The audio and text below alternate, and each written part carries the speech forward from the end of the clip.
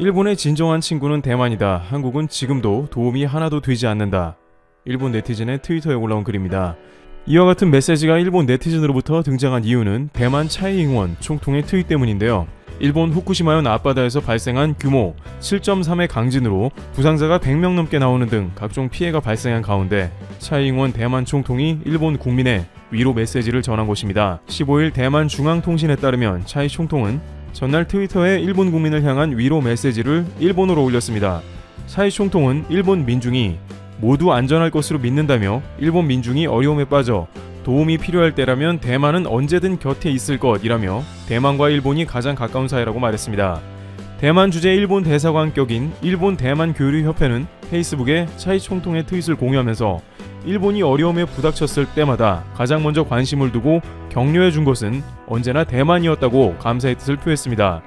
반면 한국은 정반대라고 한 것입니다. 일본 우익 매체들에 따르면 한국은 일본에 지진이 발생하면 네티즌들끼리 박수치며 좋아하기도 하고 안타깝다, 좀 더 강했어야 하는데 라는 말을 하면서 한국의 반일 감정이 나라를 뒤덮었다고 평가합니다. 과거 일본은 대만에 온건한 식민 정책을 펴고 대만에서는 일본에 대한 이미지가 좋다고 알려졌습니다. 하지만 한국에서는 일본에 강탈당한 과거가 있음에도 불구하고 동일본 대지진 때 3천억 원이 넘는 성금을 전달했지만 일본은 그것을 보도조차 안 한 바 있습니다. 한국은 상대하기도 싫다, 이것이 일본의 본심이며 그것이 최근 훨씬 확대되는 모습이 나오는 것입니다. 실제 일본 정치계에서도 현재 그 어느 때보다도 혐한 기류가 강하게 형성되어 있다고 합니다. 일본 내의 주요 언론에서 이러한 보도가 나오는 이유가 있고 또한 한국의 새로운 조치도 준비한다는데요. 지난 수출 규제에 이어서 일본이 또 새롭게 한국을 대항해서 내놓을 것은 무엇인지 궁금합니다. 우선 교도통신은 일본 정부와 여당 내 혐한 분위기가 팽배하다고 지난 13일 보도했습니다. 보도에 따르면 보수층의 의향을 살피는 정권 내에선 혐한 감정을 조장하는 듯한 발언이 흘러나옵니다. 예를 들면 외교에 관여하는 정부 소식통은 한국은 이상하다, 약속이라는 개념이 없다고 한국을 깎아내렸습니다.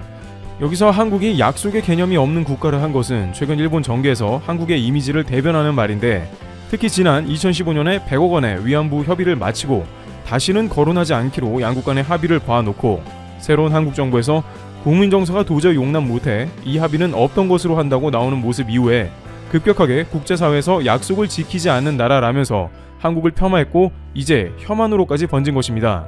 그런데 일본 정부에서 매우 단순히 혐한만 보이는 게 아니고 실제로 매우 적극적으로 대응하고 있습니다. 특히 최근 홍콩의 SMP 보도를 인용한 일본 언론은 필리핀에서 위안부 동상이 철거되었다고 대서특필했습니다.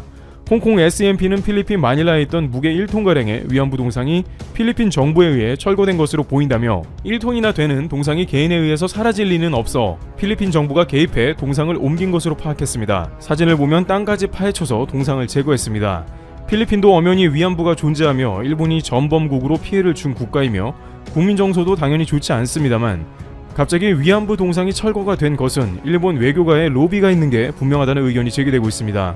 일본, 중국은 최근 백신을 공급하거나 백신을 구입하는 자금을 초저리로 대출해주면서 개발도상국을 유혹합니다.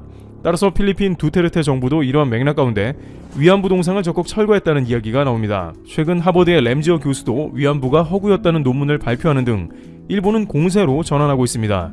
또한 일본 정부는 한국 정부에 대해서도 매섭게 대항할 뜻을 적극적으로 내비치는 상태입니다. 정부 고위 당국자는 한국의 정의용 외교장관과의 사이에는 춥네요 정도밖에 이야기할 것이 없다고 잘라 말했습니다. 자민당 보수계 의원들 사이에서는 돕지 않고 가르치지 않고 관여하지 않는다는 비한 3원칙으로 가자라는 등의 한국 멸시로 받아들여질 수 있는 말도 들린다고 합니다. 한국에 대한 이러한 원칙은 지난 수출 규제 갈등에서도 일본인들 사이에 등장한 바 있습니다. 당시 한국에서 일본의 수출 규제로 거센 불매운동이 일어나게 되자 일본 대중들 사이에서는 한국을 가르쳐주지도 말고 돕지도 말자, 한국은 은혜를 모르는 나라라고 했습니다. 일제강점기를 통해서 한국을 산업화시켰고 근대화시켜줬더니 이제 돈을 내놓으라고 떼를 쓴다는 것입니다.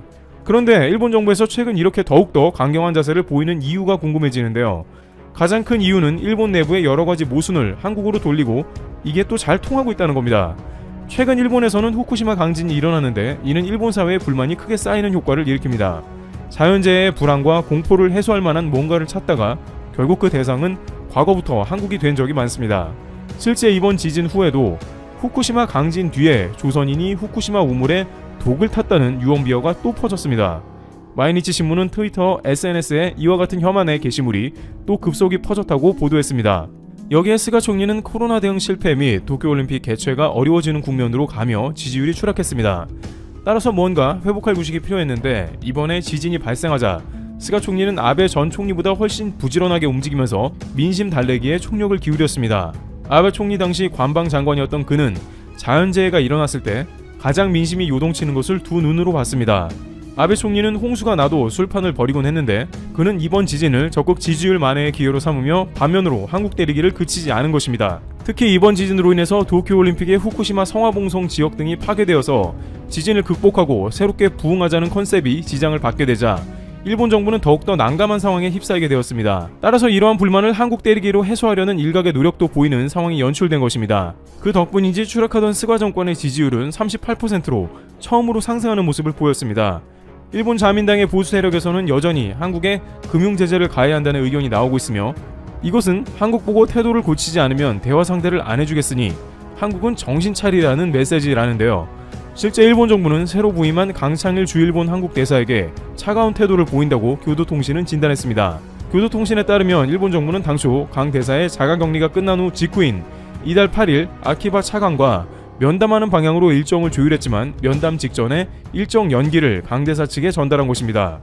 당시 일본 정부 내에서는 차관이 격리를 막 마친 강 대사를 바로 만나면 일본과 한국이 사이가 좋다는 인상을 준다는 외무성 간부의 말이 나왔다고 합니다.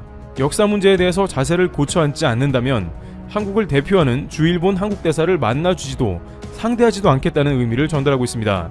여기에 일본 정계에서는 모테기 외무상과 스가 총리에 대한 면담 시기가 매우 중요하다고 설명합니다. 전임자인 난관표 전 대사는 부임하고 4일 뒤 당시 고노다로 외무상과 12일 뒤 아베 신조 총리와 만났지만 이번에는 그보다 훨씬 더 늦게 한국 대사를 만날 수도 있으며 이것은 일본이 보내는 한국에 대한 경고라는 것이죠. 자민당 의원들은 한국과 절대 사이가 좋은 모양새라도 연출하면 안 된다고 스가 내각에 강력 주문하고 있습니다. 한국에서 보면 어차피 한일 간의 사이가 안 좋은데 그런 것 가지고 유난을 떤다고 말할 수 있습니다만 일본에서는 사이가 좋게 보이는 모양새를 매우 싫어합니다. 실제 이와야 다케시 방위상은 한국의 정경두 국방장관과 사진을 찍을 때 웃었다는 이유로 옷을 벗을 정도였습니다. 이와 관련해 역사 문제를 반복하는 자세를 고치지 않는 한 한국을 대화 상대로 보지 않겠다는 메시지가 전해진다면서 앞으로 한국과 담을 쌓는 기간이 길어진다고 암시했습니다. 미국 싱크탱크 등 새로운 바이든 정부에서 적극적으로 위안부 문제 등 한국의 불리한 쪽으로 외교 방향을 잡아서 한국을 국제무대에서 곤란에 빠뜨리는 것을 목표로 더욱 적극적으로 움직이겠다는 의지를 보이고 있습니다. 이처럼 일본은 2021년이 되자마자 필리핀의 위안부 동상 철거, 램지어 교수의 위안부 논문 발표 등 한국의 역사 문제에 관련해 새로운 조치를 취하고 외교적으로 한국을 무력화시키겠다는 움직임을 보입니다. 그러나 독일의 위안부 문제처럼 이러한 일본 정부의 대응은 오히려 역효과를 낼 것이라는 전망도 나오며 과연 일본 정부의 뜻대로 한국이 국제무대에서 고립될지 아니면 G7 초대 등으로 오히려 국격이 올라가면서 일본 정부와 팽팽하게 맞서는 모습이 나올지 앞으로 한일 간의 외교의 귀추가 주목되고 있습니다. 트리블 튜브 여기서 마치겠습니다. 감사합니다. 일본 현지의 상황이 심상치 않습니다. 지난 13일 밤 후쿠시마현 앞바다에서는 리히터 규모 7.3의 강한 지진이 발생했습니다. 진도는 6강으로 관측되었습니다. 지난 2011년 동일본 대지진 이후 이 지역에서 진도 6강이 관측된 건 이번이 처음입니다. 일본의 지진 등급인 진도는 특정 장소에서 지진으로 인한 흔들림의 상대적 세기를 나타내는 지표입니다. 지진의 절대적 에너지 크기를 나타내는 리히터 규모와는 차이가 있습니다. 진도 6강이면 사람이 제대로 서 있을 수 없는 수준입니다. 일본 당국에 따르면 이번 지진으로 현재까지 최소 142명이 부상을 당했고 95만 가구가 정전 피해를 입었다고 합니다. 그런데 문제는 이후입니다. 인근 해상에서 규모 5 이상의 여진이 3차례나 더 발생한 것으로 나타난 것입니다. 여진으로 후쿠시마와 미야자키 일부 지역에서는 실내에 있는 사람 대부분이 흔들림을 느끼며 놀란 것으로 전해지고 있습니다. 전등을 비롯해 매달려 있는 물건이 크게 흔들렸고 안정감이 부족한 상태로 놓인 물체는 넘어지기도 했습니다. 진도 4 정도의 흔들림이었습니다. 일본은 지진이 워낙 흔한 나라입니다. 웬만한 지진은 그러려니 하는 분위기이기도 하죠. 하지만 이번 후쿠시마 앞바다의 지진은 상황이 좀 다릅니다. 추가 대지진 발생의 우려가 커지고 있기 때문입니다. 일본에는 아직까지 회복하지 못한 지진의 후유증이 남아 있습니다. 딱 10년 전에 일어난 동일본 대지진입니다. 그런데 이번 지진으로 인해 당시와 비슷한 대규모의 지진이 곧 다가올 거라는 의견이 속속 나오고 있습니다. 도다신지 도호쿠대 교수는 이런 예측을 내놓았습니다. 후쿠시마 미야기 앞바다를 포함해 10년 전 발생한 거대 지진 영역이나 일본 해구 바깥쪽 영역 등에서는 쓰나미를 동반한 규모 9.0의 지진이 발생할 가능성이 충분히 있다. 일본 5대 언론 중 한 곳인 마이니치 신문도 일본 정부 지진조사위원회의 히라타 다다시 위원장과 인터뷰를 가졌습니다. 그의 예측도 상당히 암울했습니다. 현재 상황은 적어도 10년 정도 계속된다고 생각한다. 동일본 대지진의 여파가 10년 동안 이어져 오고 있지만 앞으로도 10년 더 영향이 갈 것이라는 의미이다. 현지 주민들 역시 불안감을 감추지 못하고 있습니다. 추가로 더 큰 지진이 오거나 쓰나미가 발생할 수 있을 거라며 사실상 마음의 준비를 하고 있습니다. 10년 전과 지진의 패턴이 동일한 게 문제입니다. 후쿠시마 현 한 주민은 아사히 신문과의 인터뷰에서 심상치 않은 분석을 내놓았습니다. 송이가 풍년이었고 연초에 큰 눈이 내리는 등 10년 전 때와 무척 비슷한 일이 일어나고 있다. 신경이 쓰인다. 10년 전에는 이런 흔들림 이틀 뒤 큰 쓰나미가 생겼다. 내일이 더 걱정이다. 이야기연의 한 거주자도 지진이 해일이 온다고 생각하고 도망가야 한다고 강조한 뒤 한번 겪어봤더니라고 여운을 남겼습니다. 역사적 사실을 들여다보면 동일본 대지진이 발생하기 이틀 전인 2011년 3월 9일에도 이번과 같은 규모 10.3의 강진이 발생했습니다. 당시 지진 때에도 쓰나미가 발생하진 않았습니다. 하지만 이틀 뒤인 11일 규모 9.1의 지진이 발생하며 최대 39m의 쓰나미가 열도를 덮쳤습니다. 당시 지진으로 무려 15,000명이 사망했습니다. 원전도 파괴되어 아직까지 복구가 안 되고 있죠. 이번 지진으로 인해 동일본 대지진 10주년을 계기로 지진 피해 극복을 자랑하려던 일본 정부의 구상에도 큰 차질이 생겼습니다. 교토통신에 따르면 이번 지진의 영향으로 후쿠시마 현에 있는 축구시설 제이빌리지 내의 숙박시설에도 문제가 생겼습니다. 3개의 동 가운데 1개 동에 수십 센티미터 이상의 균열이 생긴 것으로 확인되었습니다. 제이빌리지는 동일본 대지진 피해의 극복 의지를 대내외에 강조하는 상징적인 장소입니다. 이 시설은 후쿠시마 원전 사고 수습 작업을 위한 거점으로 사용되었고 7월 개막을 목표로 하는 올림픽의 성화 봉송 출발지입니다. 현지 공영방송 NHK에 의하면 인기 아침 드라마 예의 촬영장으로 사용됐던 국가 중요 문화재인 옛 후쿠시마현 진조중학교 본관 건물도 훼손되었습니다. 이 건물은 메이지 시대에 건립된 서양식 목조 건물로 현재 박물관으로 사용되고 있는데 이번 지진으로 벽에 금이 가고 천장이 일부 무너지거나 창문이 깨졌습니다. 올해는 동일본 대지진 10주년이자 올림픽이 있는 해입니다.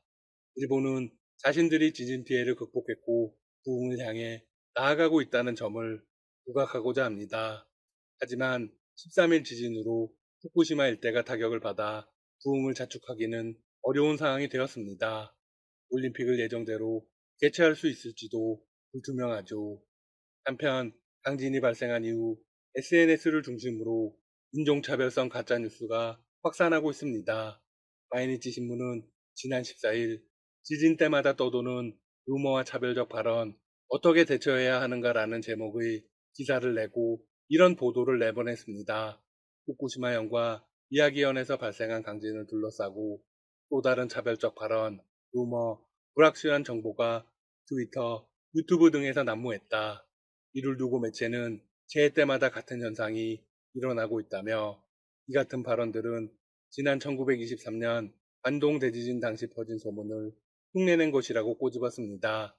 실제 지진이 벌어진 지난 13일 오후 일본 트위터에서는 한 네티즌이 이런 글을 썼습니다. 조선인이 후쿠시마 우물에 목을 타고 있는 것을 봤다. 이 같은 가짜뉴스는 관동 대지진 당시 돌았던 유언비어를 똑같이 흉내낸 것으로 보입니다. 당시 조선인이 불을 지른다. 우물에 독을 풀었다 등 유언비어가 돌자 이를 믿은 일본 자경단이 조선인들을 일방적으로 구타 폭행했습니다. 이로 인해 조선인 수천 명이 목숨을 잃은 바가 있습니다. 지진 등 천재지변 이후 일본에서 SNS를 중심으로 인종차별적 가짜뉴스가 확산한 것은 이번이 처음이 아닙니다. 마이니치 신문에 따르면 동일본 대지진이 일어난 지난 2011년 당시 SNS에서는 외국인 범죄가 발생하고 있다는 근거 없는 주장이 확산되기도 했습니다. 또한 지난 2016년 일본 구마모토 현에 리히터 규모 6.5의 강진이 발생했을 때 트위터상에는 구마모토에 사는 조선인들이 우물에 독을 넣었다는 취지로 음모론이 퍼지기도 한 것으로 알려졌습니다. 일본의 민족성을 잘 알게 되는 대목입니다. 시대가 변했음에도 크게 달라지지 않았습니다. 문제는 약 100여 년 전인 관동 대지진 때와 달리 현재는 SNS 등을 통해 가짜 정보가 빠르게 확산한다는 것입니다. 근거 없는 소문에 불과하더라도 강한 파급력을 가질 수 있어서 갈등을 유발할 수 있습니다. 상황이 이렇다 보니 일본 내에서도 가짜뉴스 확산을 막기 위한 사정의 목소리가 나오고 있습니다. 네티즌들은 지난 13일 지진과 관련한 유언비어를 퍼뜨리는 일부 계정을 캡처해서 이런 글들을 올렸습니다. 장난을 쳐서 좋은 곳이 있고 나쁜 것이 있다. 보이는 즉시 신고해서 막아야 한다. 지진에 편승해 혐오성 트윗을 하는 사람들은 부끄러운 줄 알아라. 당신도 국외로 나가면 외국인 중 한 명에 불과하고 증오의 대상이 될 것이다. 지금까지 닥터시사TV였습니다. 여러분 시청해주셔서 감사합니다. 구독과 좋아요 부탁드립니다.